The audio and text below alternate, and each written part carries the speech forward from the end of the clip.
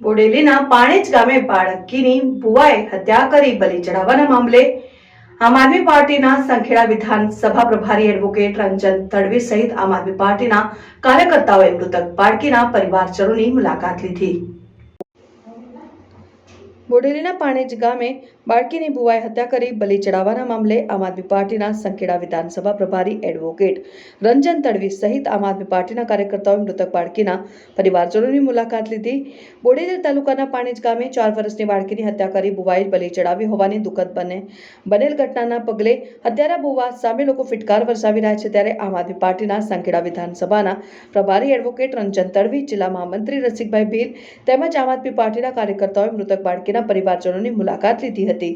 આ દુઃખદ ઘટનાને સખત શબ્દોમાં વખોડી કાઢી હતી અને હત્યારા ભુવાને ફાંસીની સજા થાય તેવી માંગ કરી હતી। ત્યારે સમગ્ર ઘટનાને પગલે રંજનભાઈ તડવી અને રસિકભાઈએ શું કીધું સાંભળો। રિપોર્ટર અંજુમ ખત્રી, શિનોર સમાચાર ન્યૂઝ, છોટાઉદેપુર। બોડેલી તાલુકાના પાણેજ ગામમાં ગઈકાલે જે ઘટના ઘટી છે, ફૂલ જેવી દીકરીને જે કોઈ તાંત્રિક ભૂવો છે એને કુવાડીના ઘા મારીને બલિ ચડાવેલી એવી ઘટના ઘટી છે। ત્યારે આજે અમે સમાજના તમામ આગેવાનો, વડીલો ભેગા થઈને જે ઘટના ઘટી છે એમના બાળકીના પરિવારને અમે મળ્યા છે। ત્યારે ખરેખર કાળજો કંપાવી દે એવી ચકચારી ઘટના ઘટી છે। ત્યારે આ ફૂલ જેવી દીકરી ગુમાવનાર આ પરિવારના મા બાપને અમે મળ્યા છે। ત્યારે પહેલાં તો આ બાળકી ફરી ક્યારે આવવાની નથી આ જિંદગીની અંદર, પણ પોતાના બાળકીના મા બાપને પ્રકૃતિ શક્તિ આપે, સહન કરવાની શક્તિ આપે એવી માંગ કરીએ છીએ, એવી ભગવાનને પ્રાર્થના કરીએ છીએ। સાથે સાથે જેને આ ભુવાએ જે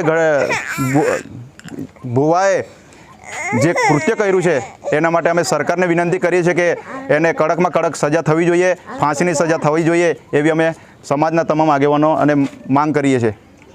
રસિકભાઈ ગારદીભાઈ કુકડદા। મારું તો એટલું કહેવું છે કે 21મી સદી છે, ટેકનોલોજીનો જમાનો છે। અત્યારે પાણેજ ગામમાં જે રાજેન્દ્રભાઈને નાની ફૂલ જેવી જે છોકરીને જે તંત્ર વિદ્યાના નામે, જંતર મંતરના નામે આ જે કૃત્ય થયું છે,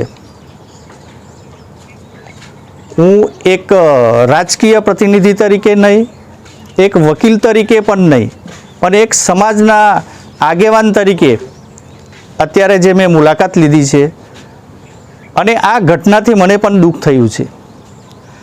એના ઘણા કારણો છે કે શિક્ષણનો અભાવ। જો શિક્ષિત વ્યક્તિ હોત તો આ કૃત્ય ના કરત, પણ જે સાક્ષરતાનું જે પ્રમાણ અમારા તડવી સમાજમાં બહુ ઓછું છે અને એના કારણે પેટનો ખારો પૂરવા માટે ઘણા પરિવારો કચ્છ ને કાઠિયાવાડ જે જાય છે અને ત્યાં જવાથી બાળકોનું જે શિક્ષણ છે એ બગડી જાય છે। છોટાઉદેપુર જિલ્લો આદિવાસી જિલ્લો છે, અહીંયા ઔદ્યોગિક એકમો નથી।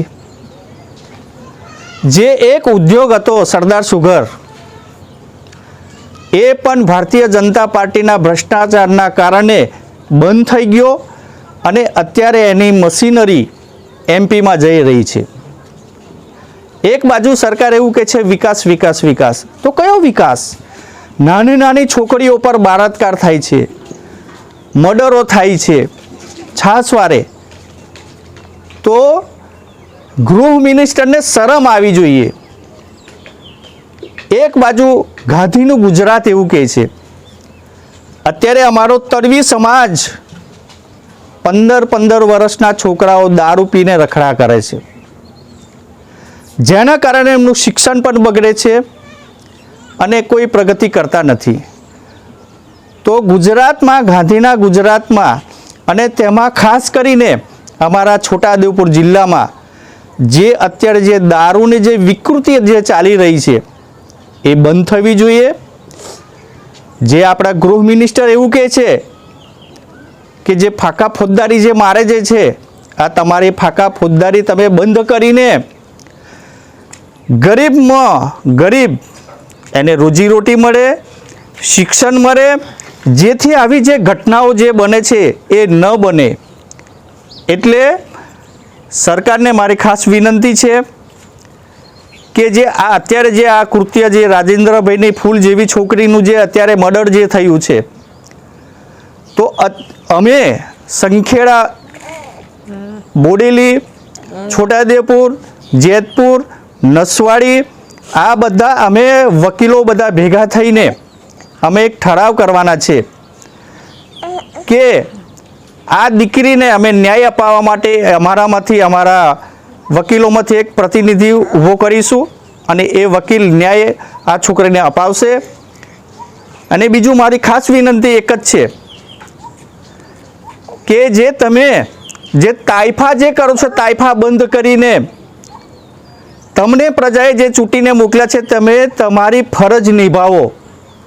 શોબાજી બંધ કરીને તમે આવા જે કૃત્યો જે બને છે એવા તમામ જે પીડિતોને ન્યાય મળે એવી હાલના તબક્કે મારી માગણી છે. એડવોકેટ રંજનભાઈ તડવી.